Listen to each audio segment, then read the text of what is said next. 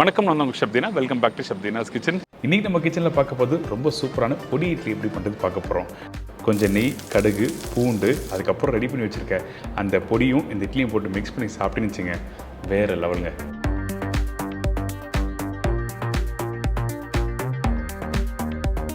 இதை தொடர்ந்து வேர்க்கடலை சட்னி எப்படி பண்ணுறது பார்க்க போகிறோம்.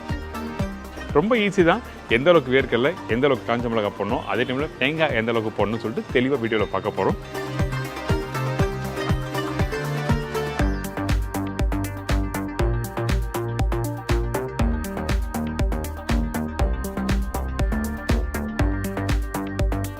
இப்போ இந்த ரெசிபிக்கு தேவையான பொருட்கள் பார்த்தலாமா? இட்லி மாவு தேவையான அளவு, இடிச்ச பூண்டு 15 பல்லு, காய்ந்த மிளகாய் 20 நம்பர், கடலைப்பருப்பு 60 கிராம், உளுத்தம்பருப்பு 120 கிராம், வெள்ளை எள்ளு 4 டேபிள் ஸ்பூன், வெல்லம் 1 டீஸ்பூன், பெருங்காயத்தூள் 1/4 டீஸ்பூன், மிளகாய் பவுடர் 1 டீஸ்பூன், கடுகு 1/4 டீஸ்பூன், கருவேப்பிலை தேவையான அளவு, கொத்தமல்லி தேவையான அளவு, உப்பு தேவையான அளவு, நல்லெண்ணெய் சமைக்கிறதுக்கு தேவையான அளவு, நெய் 2 டேபிள் ஸ்பூன். இதாங்க இந்த ரெசிபிக்கு தேவையான பொருட்கள். இந்த பொடி இட்லி ரெடி பண்ணுறதுக்கு ஃபஸ்ட் நம்ம என்ன பண்ணுறோம் கேட்டிங்கன்னா, ஃபஸ்ட்டு இட்லி ஊற்ற போகிறோம். இந்த மாதிரி சின்ன தட்டில் சின்ன இட்லி ஊற்றிடுங்க. எதுக்காக எடுத்த உடனே இட்லி ஊற்றுறேன்னு கேட்டிங்கன்னா, இந்த இட்லி ரெடியான பிறகு சூடு ஆறின பிறகு தான் இந்த ரெடி பண்ணுற பொடியில் போட்டு நம்ம டாஸ் பண்ண முடியும். சூடோடு போட்டு டாஸ் பண்ணும்போது அந்த இட்லி உடைய ஆரம்பிக்கும். அதனால் இந்த மாதிரி அழகாக ஊற்றிட்டு அதுக்கப்புறம் ஸ்டீமரில் வச்சு கரெக்டாக ஒரு 5லேருந்து 6 நிமிஷம் வச்சு ஓப்பன் பண்ணி பார்த்தீங்கன்னா இந்த இட்லி ரெடியாக இருக்கும்.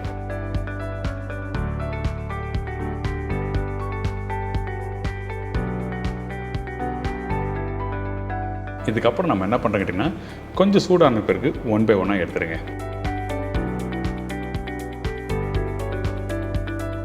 இப்போ இந்த இட்லி ரெடி ஆகிடுச்சு. இதை அப்படியே ஒரு பவுலில் மாற்றி நீங்கள் எடுத்து வச்சுருங்க. அது மட்டும் இல்லை, இட்லி நல்லா சாஃப்டாக இருக்கணும். அப்போ தான் அந்த பொடியோடு மிக்ஸ் பண்ணும்போது சூப்பராக இருக்கும். சம்டைம் இட்லி கொஞ்சம் ஹார்டாக இருந்ததுன்னா அப்போ இந்த பொடியோடு போட்டு மிக்ஸ் பண்ணும்போது அந்தளவுக்கு கிரேட்ஃபுல்லாக இருக்காது. அதனால் இட்லியும் நல்லா சாஃப்டாக இருக்கும். இதுக்கப்புறம் நம்ம என்ன பண்ணுறோன்னா, பொடி ரெடி பண்ண போகிறோம். இந்த இட்லி மிளகாய் பொடி பண்ணுறதுக்கு நம்மகிட்ட இருக்க இந்த கடலைப்பருப்பு, உளுத்தம்பருப்பு எல்லாத்தையும் வறுக்க போகிறோம். எப்போவுமே உளுத்தம்பருப்போட அளவு தான் அதிகமாக இருக்கணும், கடலைப்பருப்பு அளவு கம்மியாக இருக்கணும். ஏன் கேட்டிங்கன்னா, அந்த உளுத்தம்பருப்பு அதிகமாக போடும்போது உங்களுக்கு நல்லா க்ரன்ச்சியாக இருக்கும். கடலைப்பருப்பு மாவு தன்மை கொடுக்கும். அதனால தான் இந்த கடலைப்பருப்பு கம்மியாக போட்டிருக்கோம். இதுக்கு பிறகு காஞ்ச மிளகாய், கருவேப்பிலை போட்டிருக்கேன். எப்பவும் போல தான் இந்த கடலைப்பருப்பு, உளுத்தம்பருப்பும் ஸ்லோ ஃப்ளேமில் வறுத்துக்கணும். உங்களோட அடுப்பை வந்து எந்த அளவுக்கு ஸ்லோ ஃப்ளேம் வச்சு வறுக்கிறீங்களோ அந்த அளவுக்கு ஸ்லோ ஃப்ளேம் வச்சு வறுத்துருங்க. இந்த கடலைப்பருப்பு, உளுத்தம்பருப்பு வறுத்து முடிக்கிறதுக்கு குறைஞ்சபட்சம் ஒரு 10லேருந்து 15 நிமிஷம் ஆகும் நம்ம வீட்டு கேஸில்.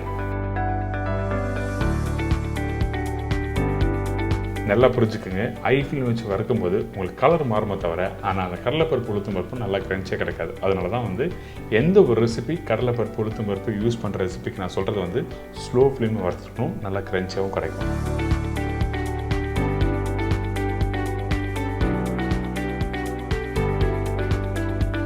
இப்போ ரெடியானதை அப்படியே ஒரு ட்ரேயில் மாற்றி சூடு ஆட்டம் சொல்லி விட்டுருங்க.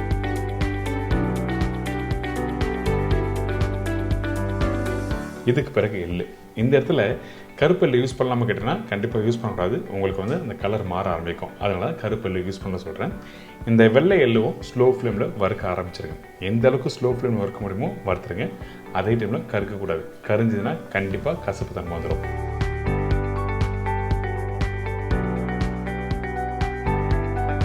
இங்கே பார்த்தீங்கன்னா அந்த எள்ளு நல்லா பொரிஞ்சு வருதில்ல, இந்த மாதிரி கரெக்டாக பொரிஞ்சு வரணும். எதுக்காக ஃபஸ்ட் எடுத்த உடனே அந்த கடலைப்பருப்பு, உளுத்தம்பருப்பு, காஞ்ச மிளகாய் அதோட போட்டு வறுக்கல கேட்டிங்கன்னா, எள்ளு சீக்கிரமாக கலர் மாற ஆரம்பிச்சிடும். அதனால தான் இந்த எள்ளு தனியாக எடுத்து நம்ம வறுக்கிறோம். சில விஷயம் எதுக்காக இப்படி தனித்தனியாக பண்ணுறோன்னு சொல்லிட்டு புரிஞ்சுட்டு நீங்கள் வீட்டில் பண்ணால் ரொம்ப நல்லாயிருக்கும். இப்போ எள்ளு கரெக்டான கலரில் வறுத்து எடுத்தாச்சு. இதை அப்படியே எடுத்து ஏற்கனவே வறுத்து வச்சிருக்க ட்ரேல கொட்டி ஆற விட்டுருங்க.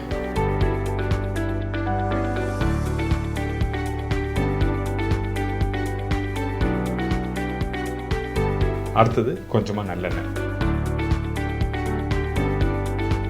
இந்த பூண்டை டைரெக்டாக வறுக்க முடியாது. அதனால் இந்த மாதிரி எண்ணெய் கொஞ்சம் ஊற்றின பிறகு எண்ணெய் சூடாகும். சூடு ஆறின பிறகு வந்து இந்த பூண்டை போடுங்க. இந்த பூண்டை போட்ட உடனே கொஞ்சம் கலர் மாற ஆரம்பிக்கும். ஸ்லோ ஃப்ளேமில் இந்த மாதிரி வதங்குற டைமில் அந்த கார்லிக்கோட ஃப்ளேவர் நல்லா கொடுக்கும். அதே டைமில் நல்லா கிரன்ச்சி ஆகும்.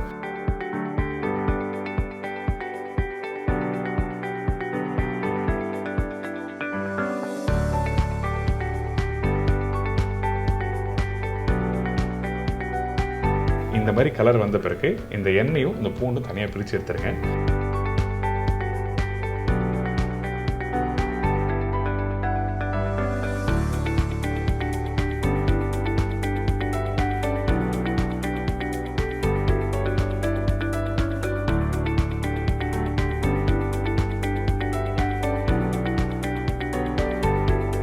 இப்போ பாருங்கள், அந்த பூண்டை லைட்டாக க்ரஷ் பண்ணி காமிக்கிறேன். நல்லா குக் பண்ண பூண்டாக இருந்தால் இந்த மாதிரி கையில் க்ரஷ் பண்ணும்போது தூள் தூளாக வரும். இந்த மாதிரி பக்குவத்தில் தான் கரெக்டாக இருக்கணும். இதுக்கு பிறகு நம்ம என்ன பண்ணுறோம், எல்லாத்தையும் ஒன்றா போட்டு அரைக்க ஆரம்பிக்கிறோம்.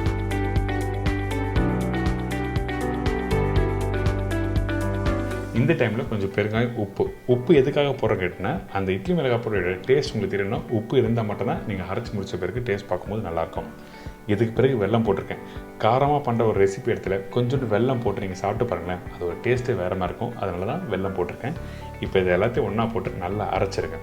அரைச்சி முடிச்ச பிறகு எடுத்து பார்த்தீங்கன்னா இந்த மாதிரி பக்குவத்தில் இட்லி மிளகாய் பொடி ரெடியாக இருக்கும்.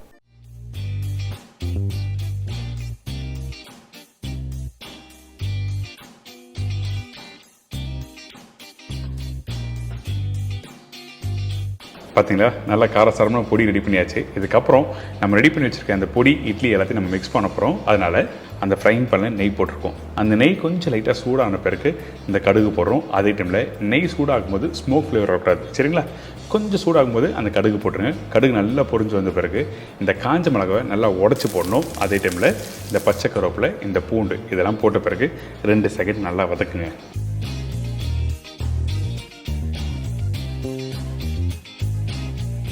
அதுக்கு பிறகு நம்ம ரெடி பண்ணி வச்சுருக்க அந்த இட்லி இதில் போடுறோம். இதோட கொஞ்சம் பெருங்காயம்,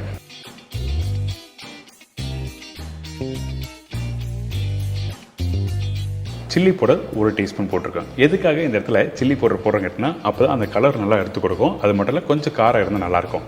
தேவையான அளவுக்கு நம்ம ரெடி பண்ணி வச்சுருக்க அந்த இட்லி மிளகாய் பொடி இதில் போட்டு கடைசியாக இன்னும் கொஞ்சம் நெய் போடுறோம். அதுக்கப்புறம் உப்பு தேவைன்னா கொஞ்சம் போட்டு கொத்தமல்லி போட்டு டாஸ் பண்ணினா ஒரு அருமையான பொடி இட்லி ரெடி.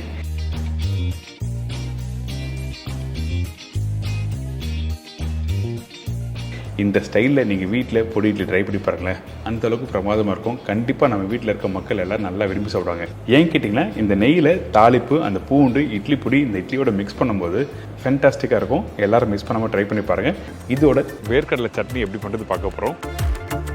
வேர்க்கடலை சட்னிக்கு தேவையான பொருட்கள்: வேர்க்கடலை 200 கிராம், தேங்காய் பத்தை 1 நம்பர், சின்ன வெங்காயம் 4 நம்பர், இஞ்சி 2 சின்ன துண்டு, காய்ந்த மிளகாய் 10 நம்பர், புளி 1 சின்ன துண்டு, கருவேப்பிலை தேவையான அளவு, கடுகு 1/2 டீஸ்பூன், உளுத்தம்பருப்பு 1 டீஸ்பூன், சால்ட் தேவையான அளவு, நல்லெண்ணெய் தாளிப்புக்கு தேவையான அளவு. இதாங்க இந்த ரெசிபிக்கு தேவையான பொருட்கள். ஃபஸ்ட்டு நம்ம என்ன பண்ணுறோம்னா, பச்சை வேர்க்கடலை அப்படியே போட்டு அரைச்சி இந்த சட்னி பண்ணக்கூடாது. ஏங்கிட்டனா அந்த சட்னி அப்படியே சாப்பிட்டீங்கன்னா உங்களுக்கு மந்தமாக இருக்கும். அதனால் நம்ம என்ன பண்ணுறோம்னா, இந்த வேர்க்கடலையை கடலையை போட்டு வறுக்க ஆரம்பிக்கிறோம். வறுக்கும் போது நீங்கள் பார்த்து வறுக்கணும். சில பேர் வேர்க்கடலை வறுக்கும் போது என்ன பண்ணுவாங்கன்னா, கொஞ்சம் வறுக்குன்னு சொல்லிட்டு ஒரு சைடு கருப்பாகவும் ஒரு சைடு வந்து கலர் இல்லாமையும் வறுத்துருவாங்க. அதுக்கு என்ன காரணம்னா, ஹை ஃப்ளேமில் வச்சு வறுத்துருவாங்க. அதாவது உங்களோட அடுப்பு வந்து கொஞ்சம் அதிகமான ஃப்ளேம் வச்சு வறுக்கும் போது உங்களுக்கு அந்த மாதிரி இருக்கும். அதனால் ஸ்லோ ஃப்ளேமில் வறுத்து இந்த மாதிரி எடுத்துருங்க. இந்த மாதிரி நீங்கள் எடுத்தீங்கன்னா உங்களுக்கு அந்த வேர்க்கடலை டேஸ்ட்டும் நல்லாயிருக்கும். கொஞ்சம் கருகி போனால் உங்களுக்கு டேஸ்ட் மாற ஆரம்பிக்கும். அதனால் வறுக்கிற பக்கம் ரொம்ப இம்பார்ட்டன்ட். சட்னி செய்கிறது ரொம்ப ஈஸி தான், ஆனால் வறுத்து இந்த மாதிரி எடுக்கிறது தான் கொஞ்சம் டைம் எடுக்கும். இப்போது இந்த வேர்க்கடலையை வறுத்தாச்சு. இதுக்கப்புறம் இந்த வேர்க்கடலை கையில் எடுத்து லைட்டாக க்ரஷ் பண்ணாலே தோல் வந்துடும். அந்த பக்குவத்துக்கு நீங்கள் கரெக்டாக வறுத்துருக்கணும்.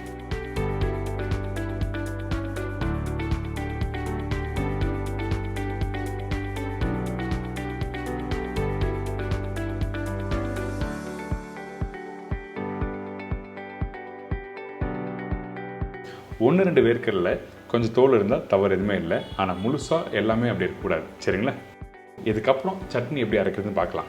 இப்போ நான் சொன்ன குவான்டிட்டி, அதாவது 200 கிராமுக்கு கண்டிப்பாக தேங்காய் 1 பத்தை போடுற மாதிரி இருக்கும்.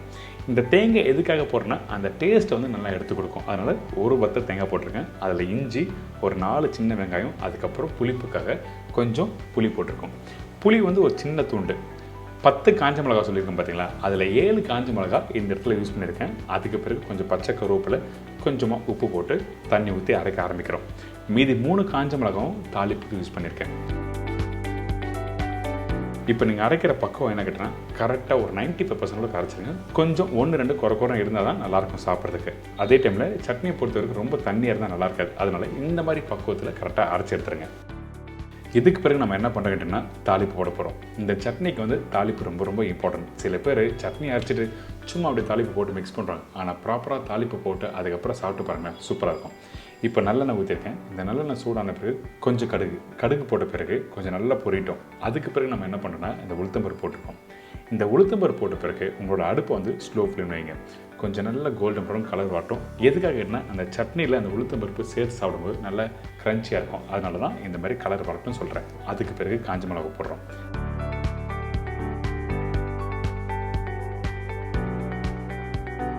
அதே டைமில் கொஞ்சம் பச்சை கருவேப்பிலை போட்டுருக்கேன். இதெல்லாம் போட்டு நல்லா மிக்ஸ் பண்ணி அதுக்கு பிறகு ரெடி பண்ணி வச்சுருக்கேன் இந்த சட்னியை போட்டு மிக்ஸ் பண்ணுங்கள்.